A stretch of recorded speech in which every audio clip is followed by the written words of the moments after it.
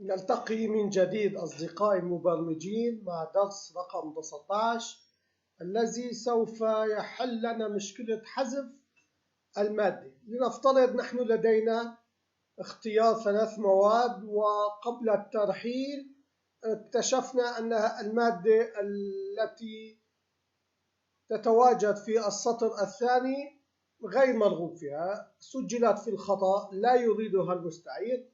قبل الترحيل لنأخذ مثالا، نختار 3 سبعات ونعود ونختار 3 سبعات ونعود ونختار 3 سبعات.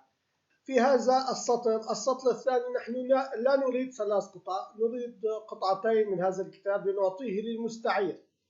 عندما ننقر مزدوجة على هذا السطر يقوم بحذف السطر الثاني ويقوم بتعديل العدد.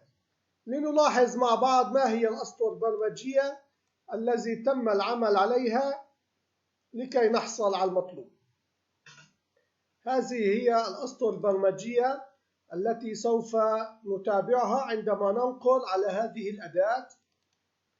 نلاحظ الأسطر هي كالتالي: أولا نعطي احتمال الخطأ لكي يتابع البرنامج، ثم نفرز متغير، وهذا المتغير يأخذ قيمة الليست بوك 1. فإذا نحن عندما ننقل مزدوجة على هذا السطر، فإذا هذا السطر له قيمة، له رقم، لكي نقوم باختياره عن طريق العمود زي.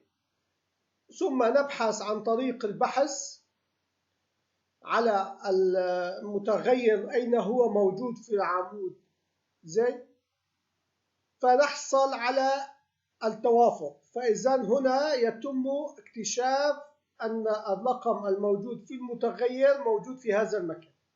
عندما نقف في هذا المكان نحدده، وثم نطلب عملية حذف delete up، حذف إلى الأعلى.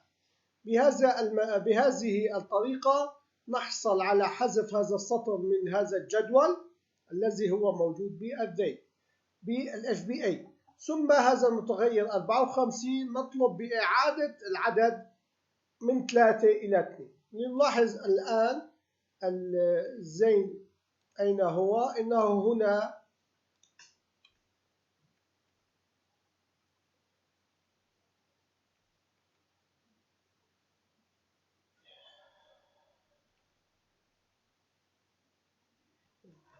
هذا هو الرقم الذي نبحث عن السطر المتوافق له ويتم الحذف.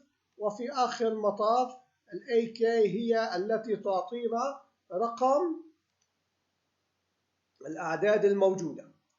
فإذا الآن حصلنا على هذه الطريقة. نلتقي غدا إن شاء الله في الدرس الأخير لشرح برنامج المكتبة الذي سوف يرحل البيانات التي تم استعارتها.